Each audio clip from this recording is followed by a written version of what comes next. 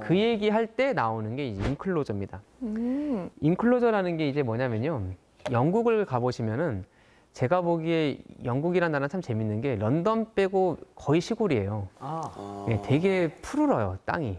그리고 정말 농지가 많고 양도 진짜 지금도 뛰어다니고 막 그럽니다. 런던 벗어나면. 근데 저기 잘 보시면 저 푸른 녹지에 이렇게 담이 있는 거 보이시나요? 중간중간에 좀 나눠져 있는 거야? 예, 저런 담이 옛날부터 있었던 건 아닙니다. 중세 때는요, 소유권 개념이 그렇게 발달하지 않아서 그래서 너희 집 땅 어디까지야? 그러면 저기 보이는 미루나루부터 저기 보이는 우물까지 뭐 그런 시기였어요. 그러니까 사실 빈 공간도 있죠. 여기서 가난한 사람들이 농사도 몰래 짓기도 하고 또 이제 어쨌든 농민들이 자기 땅을 갖고 있거나 아니면 이렇게 차지한다고 해서 땅을 빌려서 농사 짓기도 했죠. 그런데 한 14, 15세기 정도 되면서 사람들이 농민들을 쫓아내고 양을 키우기 시작합니다. 양이요? 예. 갑자기요? 모직물 산업이 발달을 해요. 양모. 예. 그리고 영국은 그냥 뭐 밀 같은 거 키우는 것보다 훨씬 더 이제 이익이 되는 거죠. 수입이 좋았군요. 그럼요. 양 키우는 게. 그래서 한마디로 생존을 위한 농업에서 약간 상업적 농업으로 바뀌게 되는 과정이 일어난 거죠. 그런데 양은 특징이 있어요. 가만히 냅두면 자꾸 딴 데를 가요. 귀여워요. 그렇죠. 귀여울지 모르나 주인 네. 입장에서는 속이 타죠. 자꾸 얘가 딴 데 가 있고 막 옆집에 가 있고 조금 땅 있고 저기 조금 땅 있고 하는데 이걸 모아가지고 자기 땅을 한 곳으로 모으고 담을 칩니다. 이거를 담을 친다. 인클로저라고 하는 거예요. 인클로저. 인클로저. 담을 치는 거죠. 그럼 어떤 결과가 생길까요? 거기 틈새 시장을 노리던 소장농 같은 분들이 맞아요. 다 쫓겨날 것 같아요. 그렇죠. 이제 그 몰래 농사 짓던 사람들도 소장농들 다 쫓아내버립니다. 그리고 거기선 사람이 아니라 이제 양이 살게 되는 거죠. 그럼 그 사람들은 어디로 갈까요? 도둑이 됐군요. 그렇죠. 쫓겨나니까 갈 데가 없으니까 도시로 점차 몰리게 되는 거죠. 그러니까 도시 입장에서 인구가 갑자기 늘어나는 거고 네. 주거 공간이라든가 일자리 같은 게 당연히 충분하게 없었겠죠.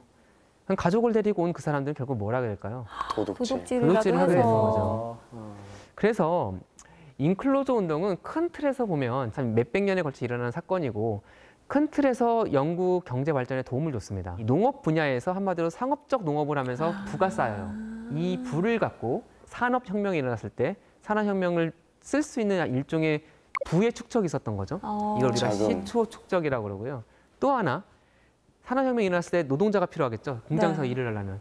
잠재적인 노동자 계층이 사실은 이때 생겨난 거죠. 그래서 거시경제적으로 보면 인클로저는 상당히 뭐 나쁜 거라고 할 수는 없고 오히려 좋은 거라고도 얘기할 수 있겠으나 그 과정 속에서 너무나 많은 사람들은 희생되고 고통을 당했던 거죠. 그래서 되게 유명한 말인데 토마스 모 유토피아의 서두에 이런 말이 나오죠. 이제는 양들이 욕심 많고 난폭해져서 사람들까지 잡아먹는다. 자, 그러면 이런 문제를 어떻게 해결을 해야 될까요? 사실 재화라는 게 사람을 행복하게 만들기 위해서 우리가 재화를 축적하는 건데 재화 생산 때문에 사람들이 죽어가고 있어요.